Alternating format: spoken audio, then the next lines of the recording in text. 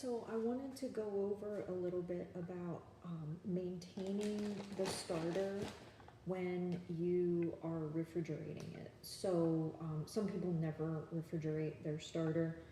I refrigerate the starter because that way you can control when you bake. So when you're busy, because the process of making sourdough is very long, it's a multi-day process, but if you break it down into manageable tasks, it's only a couple minutes here and there.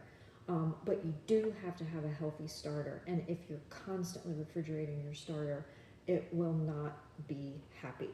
So periodically, like usually after I've made dough, which I did today, you'll have some leftover starter that had been refrigerated at peak. You've used some of this to create your dough. Now you have some starter left over. So what I will sometimes do, and you can maybe do this like on the weekend when you're home, is do a couple feedings that are at room temperature. So you don't have to make a lot of starter to maintain it. You can do maintenance feeds with a small amount, which is what I'm going to show you how to do. We get another bowl here. So I'm going to do a maintenance feed, and I'm going to do it at a 1-1-1 ratio, meaning 1 part starter, 1 part flour, 1 part water.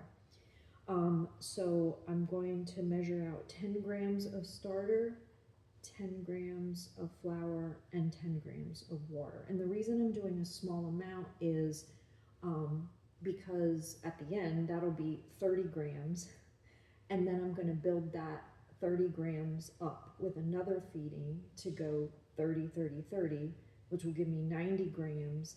And then that is something that I could either then refrigerate, or I could build it up one more time to get enough to bake bread.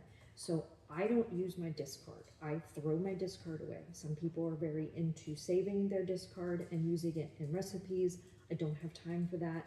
So I've tried to become a master at conserving flour and not wasting, but yet keeping my starter healthy. So I call these maintenance feeds, where it's a very small amount. You don't need much starter to keep your starter going. You could literally have scrapings in a jar, and I've done that before, and keep your starter going. So, all right, so I'm going to zero this out, and we're going to do 10 grams. Or I'm sorry, yeah, 10 grams. So it's not much. That's actually 14. So I'll take a little bit away. Okay, that's about 11, so I figure there'll be a little bit left in the container when I scrape it out. There might be a little bit on my spatula, so that'll be about right. Okay, so, and now I'm actually just gonna throw away what's in here. So I'm just gonna scrape it in the trash. This is where your spatula comes in super helpful. There's actually probably a gram or so of starter still left in the container. Scrape it off my finger. I do want to get rid of most of it, so I'm going to use my paper towel to clean the excess off the spatula. Remember, don't rinse this down your drain. I'm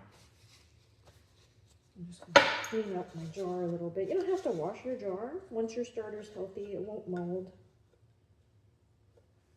And that seems to be mold resistant. Okay, so that's what my jar looks like, fairly cleaned out.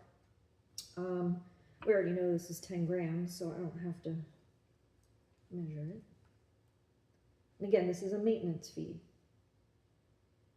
So we've got our 10 grams we're going to put in there. Try to get all that out of there. It was 11 grams because I figure there'll be a little waste in there, but there's a little bit in there. So, all right. So we've got 10 grams. Now I'm going to zero out because I want to put about 10 or 11 grams of flour in here. That's 14. That's fine. And I'm going to use warm water again because you keep your house chilly. I would always use warm water. Zero out. Good. And I'm going to go about, not 14. Okay, so we ended up with 14, give or take. All right, give it a good mix. I'm going to kind of scrape the sides.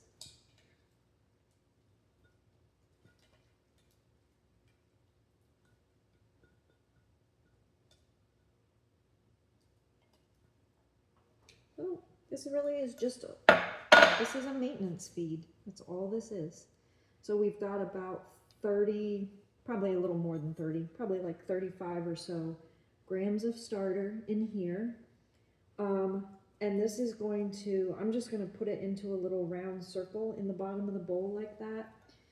And this is going to spread out and puff up. It's not going to come up high because it's not a lot of starter, but you'll be able to see it be bubbly. And the ideal time to feed it again is right after it has peaked.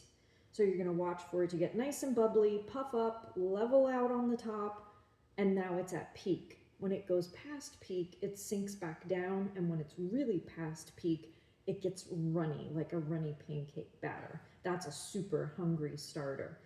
Maintenance feeds, if you can feed every 4 to 6 hours, probably like 5 to 6 actually, now that I say that, about 5 to 6 hours, you'll be hitting it at peak, feeding it at peak, and they're called peak to peak feedings. That really builds up your starter, because your starter over time, if you don't maintain it, it will stop having the rising power.